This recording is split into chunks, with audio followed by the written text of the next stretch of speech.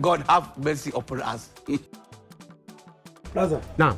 Shamwela kule. Au shanitie? Anakuja. Haina shida. Nitakupitia baadaye nikupata vocha. Haina shida bwana. Kazi nzuri ndugu yangu. Haya. Haya. Huyo mtoto wewe. Ni uchomoe kwangu. Labda sio mimi. Demu nisumbimi demu. Haja kutokea. Umeniita? Wewe?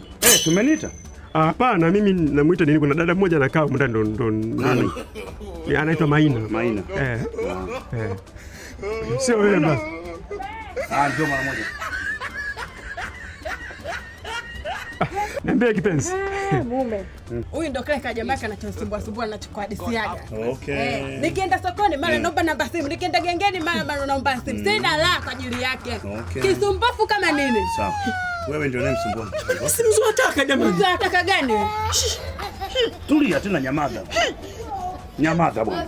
Jamani, Wewe unasumbua kidha watu wewe. sikiliza. No. Subiri. Mke wangu Maina. Nenda.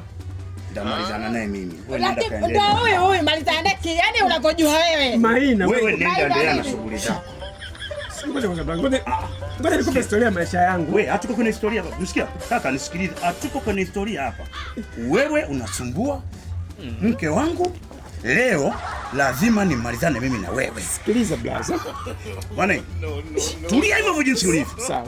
Tulia na begi lako hivyo jinsi ulivyo. Sawa. Nifuate ninakokupeleka. Ninakuchukua na kupeleka twende huko. Wapi? Ndio tulia, utaenda kupaona hapo hapo. Najua kwa kukupeleka. Ngoja kwanza blaza. Tulia, najua kwa blaza.